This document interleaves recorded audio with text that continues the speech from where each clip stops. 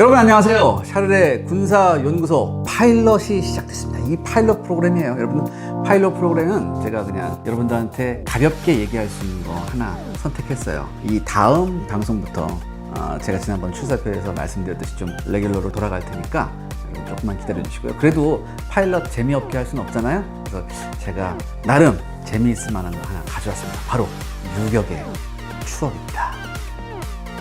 유격이 뭐가 재밌어요?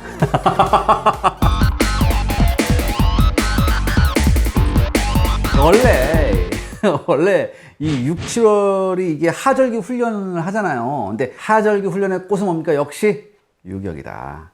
바로 지금이 여러분들 유격의 계절이에요. 유격하면 할 말 많죠. 악마 같은 조교들. 이게 훈련이야 얼차례야 구분이 안 가요, 사실. 그쵸? 그러니까 받다 보면 내가 이 훈련을 왜 받아야 돼? 이런 근본적인 질문을 자신한테 하게 돼요. 그리고 진짜 와 빡쳐서 여러분들 야 진짜 옆에 있는 조교 한 대 까고 싶을 때 있어요, 없어요? 있었다.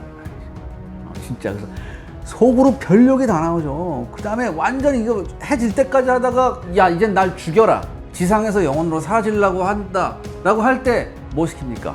어머니의 노래 시키죠. 참 또 그 마음이 또 녹아요. 아무튼 이런 유격의 추억은 과연 우리 병사들을 강인한 정신력의 소유자로 만들어 줄까요? 전 잘 모르겠어요. 그렇지만 유격이 왜 필요한지 오늘 한번 알아보던 그런 시간 갖겠습니다. 그리고 여러분들 파일럿 프로그램이니까 여러분들 좀 댓글 좀 많이 써주세요. 나 유격 어떻게 받았다, 나 유격 에피소드보다 이런 것 좀 많이 써주시면 정말 좋을 것 같습니다. 여러분들 많이 좀 도와주세요.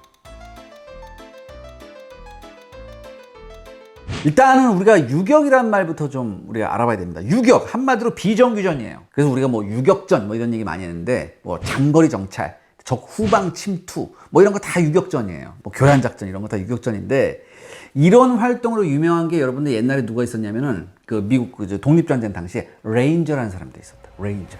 이 레인저가 하는 일이 뭐냐? 영국군 후방에서 히트앤드런 작전하는 애들이었어요. 히트앤드런 작전, 그 다음에 강행정찰 이런 걸 하면서 영국군을 엄청 괴롭혔죠, 이 미국 레인저들이 독립전쟁 때.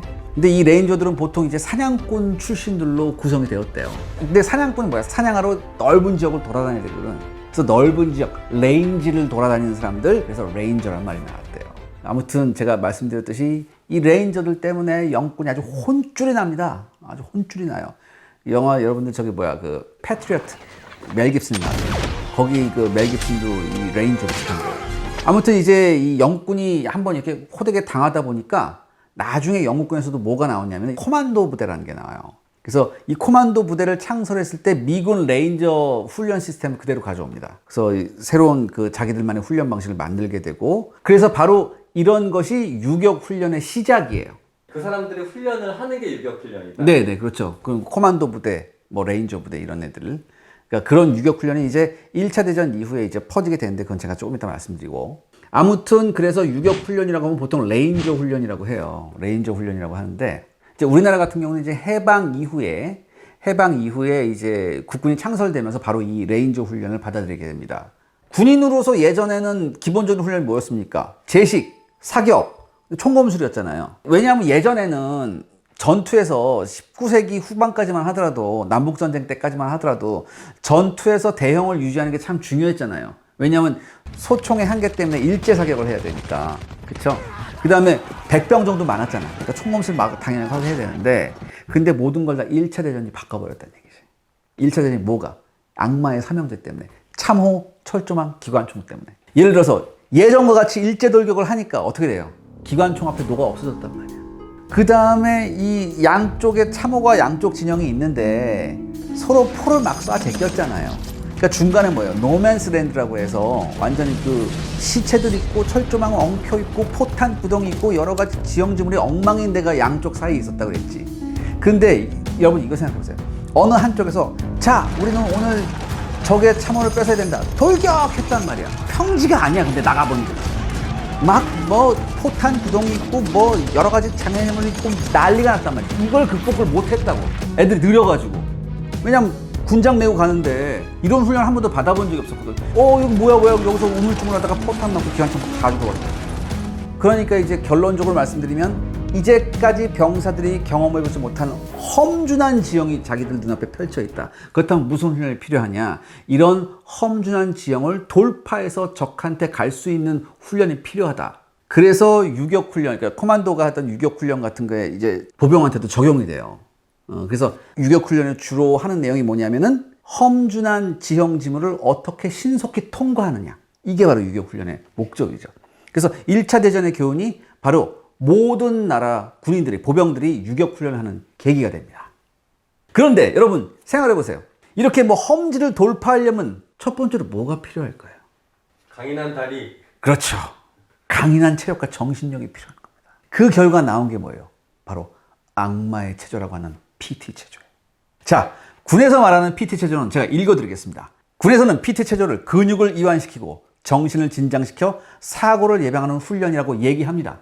우리한테. 근데 이게 뭐야? 개소리. 한마디로 PT 체조는 뭡니까? 피가 튀고 이가 갈리는 악마의 얼차례예요. 마지막 구호는 또 생략을 해야 되잖아요. 그 다음에 뭐 여러분 그거 우리 유격장 가면 전부 다 뭘로 변해? 우리 명칭이 올빼미로 변하잖아요. 왜 올빼미죠? 올빼미. 뭐 몰라. 왜 올빼미인지 잘 모르겠어. 무조건 올빼미야. 그 다음에 대답은 뭐를 어떻게 해야 돼? 악! 그치? 악! 그 다음에 항상 뭐 할 때 마지막 구호 생략하잖아. 제가 아까 말씀드렸잖아. 자, 근데 꼭 틀리는 들이 하나 있어. 한두 명이 아니야, 사실. 이거 여러분, 이거 생각해봐요.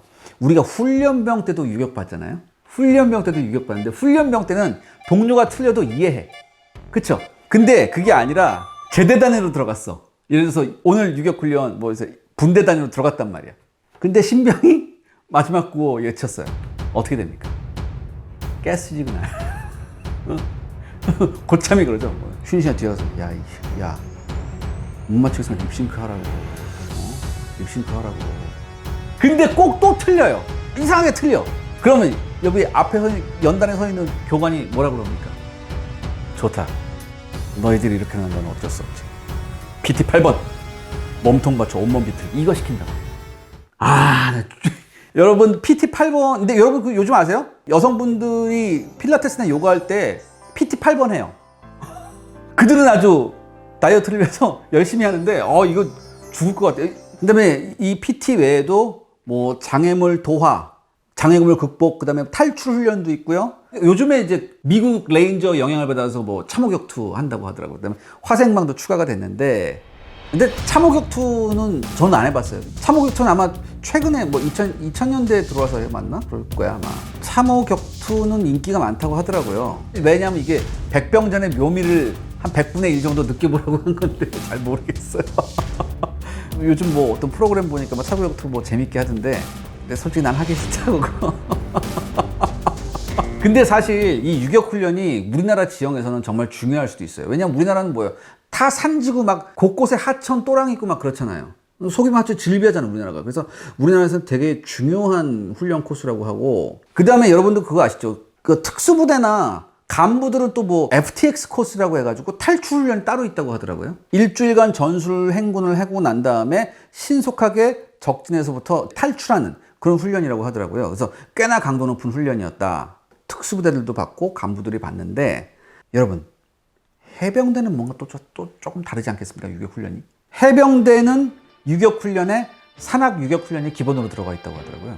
그러니까 이 산악 유격은 단순 산악 행군이나 산악 구보 이외에 그 암벽 등반이 있대요. 암벽 등반 코스가 있다. 나 이거 못할 것 같은데. 아주 역시 해병대는 뭐가 달라요. 다른 나라도 유격훈련을 하나요? 다 해요.